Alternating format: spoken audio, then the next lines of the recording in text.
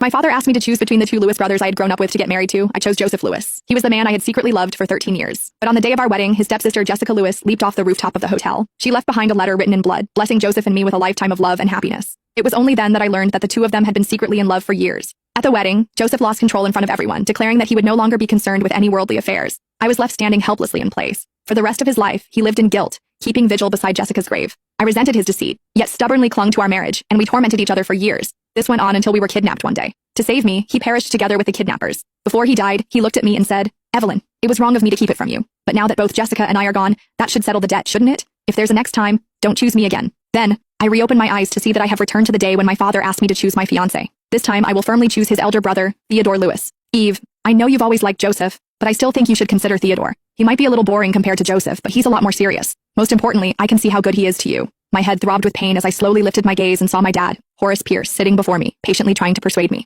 When I looked around, I realized that I had been reborn. I had been reborn to the time before everything had happened. In my past life, after Joseph died, I was forced off a cliff into the sea by the kidnappers' accomplices. Even now, I could still feel that suffocating sensation of salt water flooding my lungs. I fearfully took a deep breath, as if it were the only way I could convince myself I had truly come back to life. Dad saw how pale I was and asked worriedly, "Eve, what's wrong? Are you feeling unwell?" He then hollered at the butler, "Call Dr. Chase right now." At his worried expression, I hurried to reassure him. "Dad, I'm fine, really, I just caught a little cold."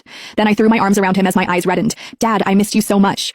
In my previous life, I completely fell apart because of Joseph. I was barely living my life. Dad's heart ached for me, and he always tried to comfort me. In the end, he died in a car accident on his way to buy me flowers. It was only after he was gone that I realized how blind I had been. Now that I was reborn, all I wanted was to be a good daughter to him." Dad stroked my hair affectionately and asked, "What's wrong, Eve? I'm right here with you." I shook my head, but tears welled up in my eyes. My mother had died giving birth to me, and Dad never remarried for the rest of his life. I was the rose he had raised with his own hands, meant to bloom brightly. Instead, I withered away for a man who had no sense of responsibility. Had Joseph ever been worth getting married to? I said with a smile. "Dad, I think you're right. Theodore is the best choice for me. Let's go with him for the engagement." Dad asked in surprise. "Really? But didn't you say before that you'd only marry Joseph?" I shook my head, and before I could explain, he asked sharply, "Did he do something to you?" Dad knew me far too well. He knew that I wouldn't have given up on Joseph if not for a specific reason. I forced myself to say casually, "No, it's just that I suddenly don't like him anymore." "Dad, you're Horace Pierce, the richest man in Arkovia, and I'm your daughter. The one who's worthy of marrying me should be someone responsible and capable like Theodore, not Joseph." I didn't finish the last part and only clicked my tongue in disdain. Dad's face softened with relief. "I see that you've finally grown up and started seeing things clearly. I'll call Mr. Lewis today and get everything sorted as soon as possible."